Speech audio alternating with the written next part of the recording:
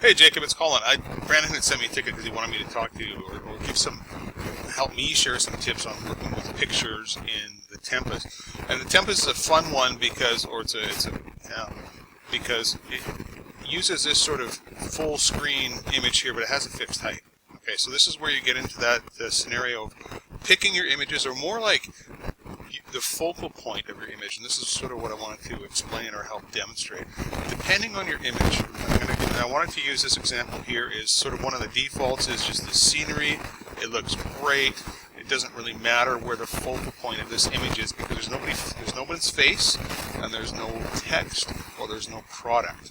Okay, so if you had a product, you obviously want the product to be displayed in the middle of the picture. Okay, but we have here in another one an image, but we have a face up here, and you see how the head is sort of cut off, and that's simply because in this particular image right here, it's actually not so bad because the picture itself, right, you still get a part of the face. But let me just open up the original image, and you said you were using Corel, so any editor or whatnot.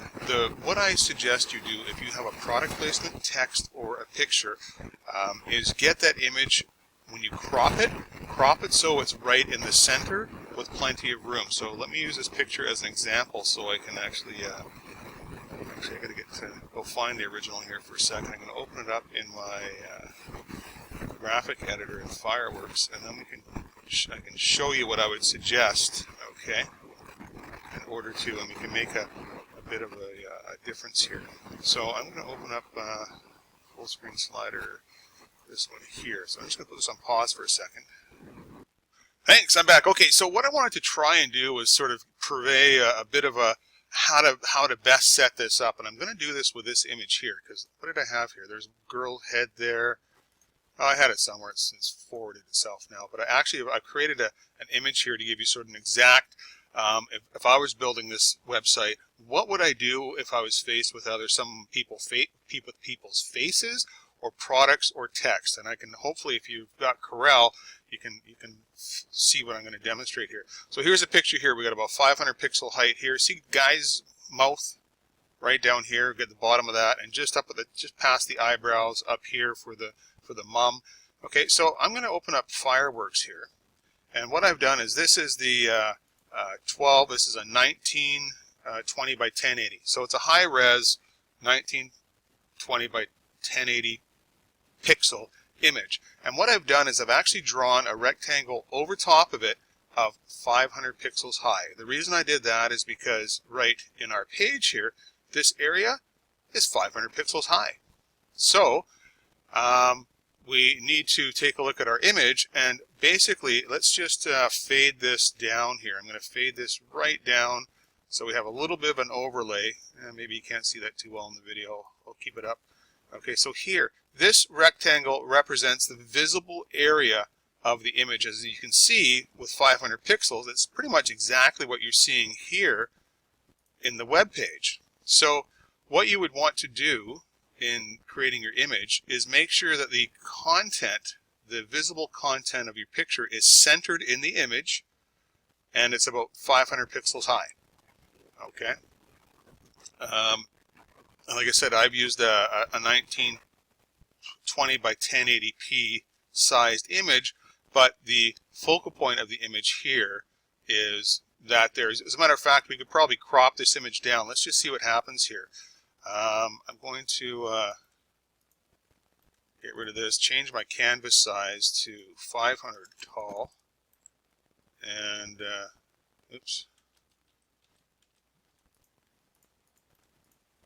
Let me just do this here just for fun. 500 pixels tall, and we're going to do this. And I just want to see, because I haven't tried this myself in a while, so we're just going to save the actual image at 1920 by 500, and then I can just refresh the page here and go right to the third image, and there you go. So you could actually go, just to make life easy for yourself, go with a 1920, because we want to get the full, right, the full resolution up there, right? See how the image sort of, boom, there we go. Then it starts to scale down as we get to lower sizes, right? But keep in mind when you're doing your picture, 500 pixels high is all you have to work with in terms of the content, the visible content. And there's another dimension right here, and that is this one right here. Now this square I just drew is about 1294, or we'll make it 1280, which is a very common resolution right here. Now at 1280 wide, we just get the faces in there, right? So if your content stretched from one side of the image all the way over to the other and took up the full width of the image, you're not going to get all that, right? In proportion, you would, you want to have, and if we just did this for fun, we'll do one more canvas resizing here, and we'll go with a 1280, right? And we'll put the picture right in here, like so. So now we have no extra croppable area. We're going to save, and I'm just going to go back and refresh, like so. And we'll just go back out to the full for a second, and there we go. And you see, by changing the width of the overall image, now the image has expanded because it was only 1280. We reduced it. When we go up to a larger browser, the image expands out. Okay. When we go smaller, back to the 1280, it fits perfectly.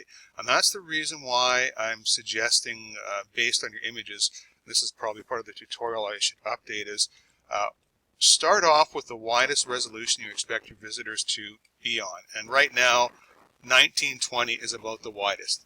We have 1440p monitors out there now. There's not that many though, because you have to have a video card to support it. So pretty much graphic designers and gamers, that's the only people that would be using that. So that's not the most. So if you went with a 1920, that's about your widest, and the content, have the content for that image be no wider than 1280, right, and no higher than 500, then you should be good for pretty much every resolution out there. And if worst comes to worst, we can always increase the height of the slider as well to say 700, right?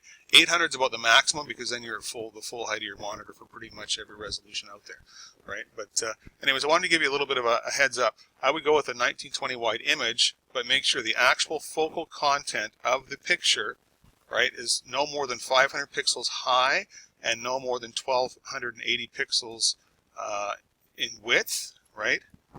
And I would also make sure that you have a little bit extra on the left and the right, so that way when the image is seen on really large monitors, it's not stretching out, okay?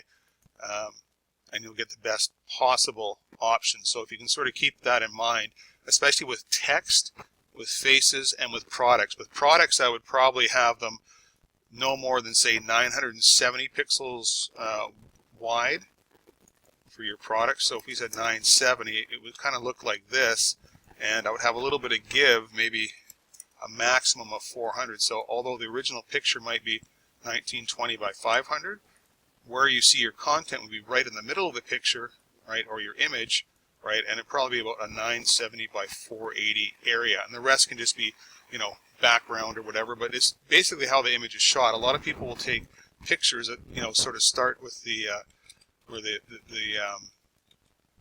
I'm trying to find a picture right here. Right, see the face? It's more up in the top and more in the corner.